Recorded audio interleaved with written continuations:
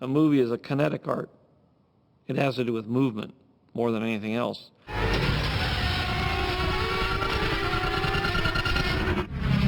I know that George has an interest in racing from when he was a little younger.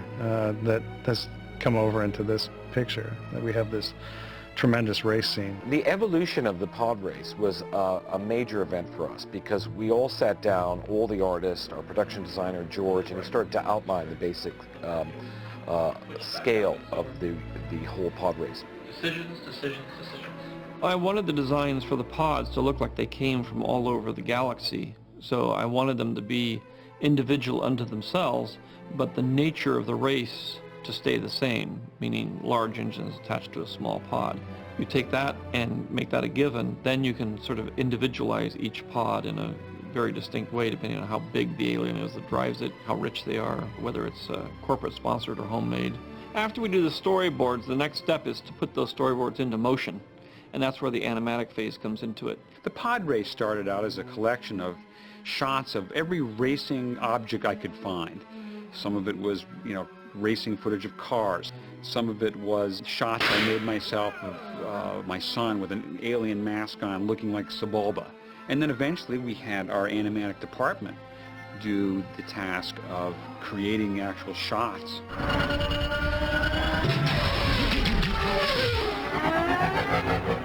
George and Rick have really reinvented filmmaking. The traditional linear process of pre-production, production, and post-production might not have been, certainly for a film like this, the most efficient process.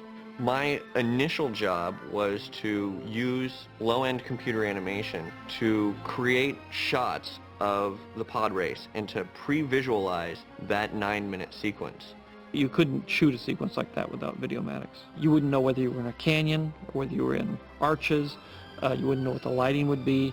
You don't know whether it was turning right or turning left.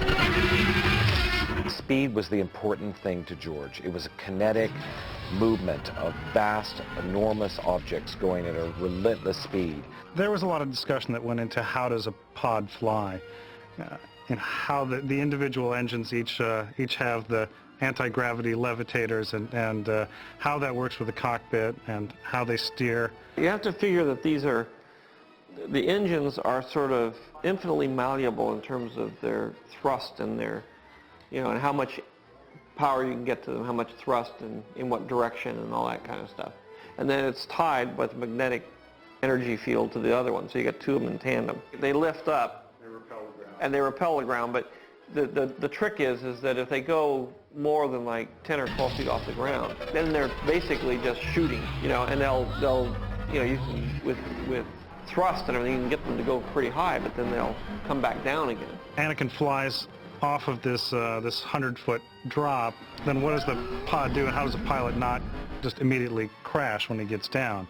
And we thought about, okay, so he's losing his lift, so he has to make up for lift by pitching the engines back and opening up the air brakes, and so some thought went into what the pod physics are. It's Skywalker!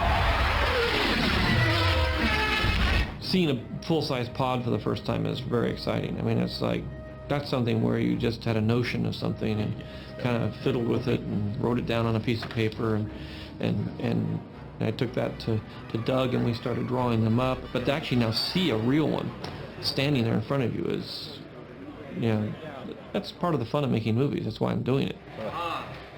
Now we're cooking. Yeah, I like that much better. And in terms of this, you could just put a bolt there or something. It doesn't need much. Yeah, we'll put some bacon on but there. yeah. Yeah. You ready? You want to try it out? Sure. Yeah, that's a better seat too. I won't either, boy. The seat just should be there.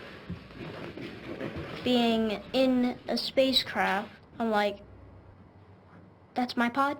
Is it still possible to loosen these up a little bit? Yeah. That was just fun. It was just the best. One of the problems in terms of production was how were we actually going to film these backgrounds?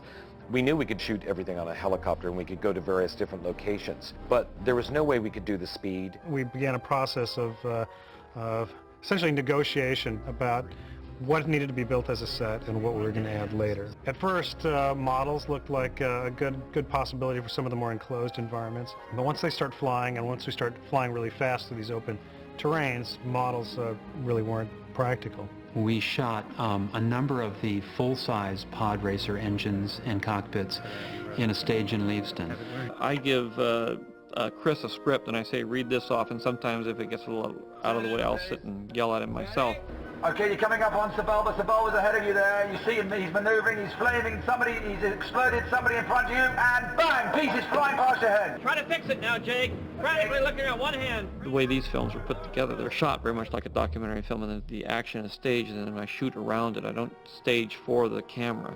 And as a result, there are a lot of things that happen pretty much by accident. It lends an aura of authenticity to everything. Look up and pull back. And duck! Just that, yeah, there you go. Good, okay. The interaction of all those things going at 500 miles an hour, it was quite extraordinary to see that process evolve.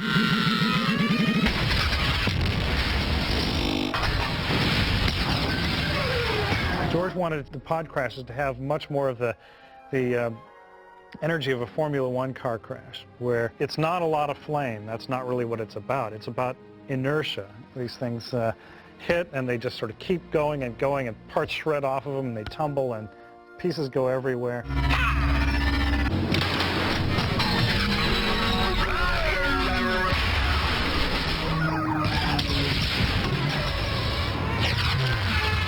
We would give George a viewing of the very first thing we put together to get some feedback on the direction that we were going. It's the kind of bad camera work that I like the most of all. That's the thing that tells you that it's real, only you obviously know it's not real, so it's like it confuses you in a way that's very satisfying.